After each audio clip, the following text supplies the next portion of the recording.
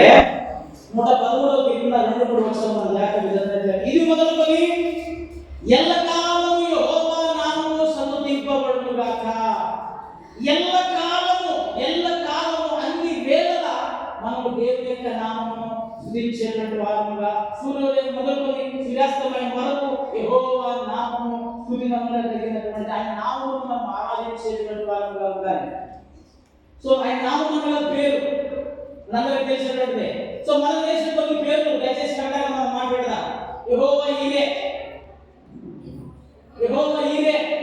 చూచువాడు. So మనము ఈ పదములను పలికి ఆదికాండం 22:14 దేవుడు చూచువాడు, యెహోవా నిస్సి దేవుడు జయమిచ్చువాడు, యెహోవా మెగాదేశ్ దేవుడు పరిశుద్ధపరచువాడు. మనందరికీ తెలిసిన పదం యెహోవా రాఫా స్వస్థపరచువాడు. మీకు తెలిసినట్టు ఎన్నో నామాలు, ఎన్నో రకాలైనటువంటి పదాలు బైబిల్లో మనకి ఆయన చూసినట్టు ఆయన పేర్లు మనకు కనబడుతున్నాయి. సో ఆయన పేరును బట్టి మనం మొదటిగా మనం దేవుని స్తుతించేటప్పుడు ఆయన నామం తీసుకొని ఆ నామం యొక్క అర్థాన్ని బట్టి మనకు ఎన్నో పేర్లు బైబిల్లో స్పష్టంగా యేసుక్రీస్తు ప్రభువుకి నామాలు ఉన్నాయి. ఆ నామములను బట్టి మనం ఆయన్ని ఆరాధించవలసిన వారమై ఉంటున్నాం.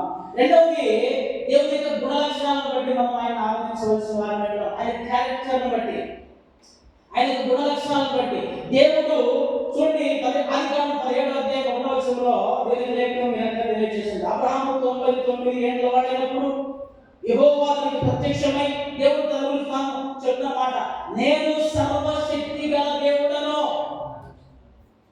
నేను సర్వశక్తి కలిగినటువంటి దేవుడు. ఎటువంటి దేవుడు? సర్వశక్తి కలిగినటువంటి వాడు. ఆయనకు అసాధ్యమైనటువంటి ఏది లేదు. ఆయన గుణము, ఆయన క్యారెక్టర్, మనకు ఆయన గుణాలు చాలా బైబిల్లో మనకు కనబడతాయి.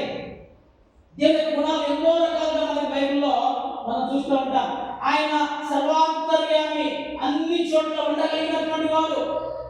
సో ఆయన ప్రేమమయుడు, ఆయన దయామయుడు.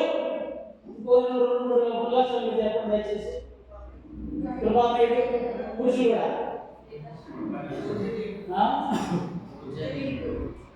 పూజనీయుడు, కరుణామయుడు, కనికరం కలిగిన దేవుడు.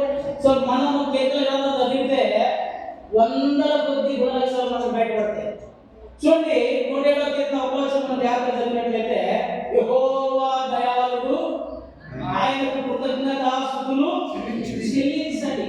ఆయన గుణములను బట్టి ప్రేమామయుడు, కరుణామయుడు, కనికరం కలిగినటువంటి దేవుడు, ఆయన కృపా సత్యములు కలిగినటువంటి దేవుడు. సో ఆయన గుణ లక్షణాలు బోలెడు మనకి బైబిల్లో కనపడుతుంటే ఇవన్నీ పక్కన పెడతారు.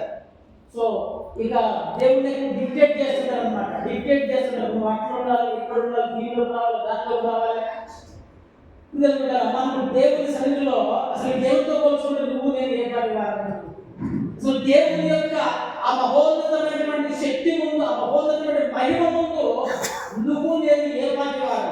ఇందాక మాట్లాడారు, ఏ పాటి వారు నన్ను ప్రేమించావు. సో మన స్థితి ఏంటి, దేవుని యొక్క స్థితి ఏంటి? సో మనం జాగ్రత్తగా ఆలోచన చేయవలసిన వారు. స్తుతి ఆరాధన కేవలము మనం దేవునికి మాత్రమే చెల్లించవలసిన వారమై ఉంటున్నాం. ఈ అడోరేషన్లో మొదటిగా దయచేసి గమనించాలి, ఆయన నామాన్ని బట్టి మనము ఆయన ఆరాధించాలి. మీకు తెలిసిన ప్రతి నామానికి మీకున్న సమయాన్ని బట్టి ఆయన నామం స్తుతిస్తూ యెహోవా ఈరే, యెహోవా రాఫా, యెహోవా షమ్మా, మీకు ఉన్నటువంటి ఆయన మీకు తెలిసిన ప్రతి నామాన్ని బట్టి మనం ఆయన ఆరాధించాలి. రెండవది ఆయన గుణ లక్షణాలను బట్టి మనము ఆరాధించాలి. ఆయన దయాళుడు, ఆయన కనికరం కలిగిన వాడు, ఆయన సర్వశక్తిమంతుడు, ఆయన సర్వోన్నతుడైనటువంటి దేవుడు. సో మనము ఆయన యొక్క కనికరం కలిగిన వాడు, ప్రేమమయుడు, ఆయన గుణ లక్షణాలను తీసుకుని మనం ఆయన స్తుతిస్తూ ఆయన మహిమపరచవలసిన వారమై ఉంటున్నాం.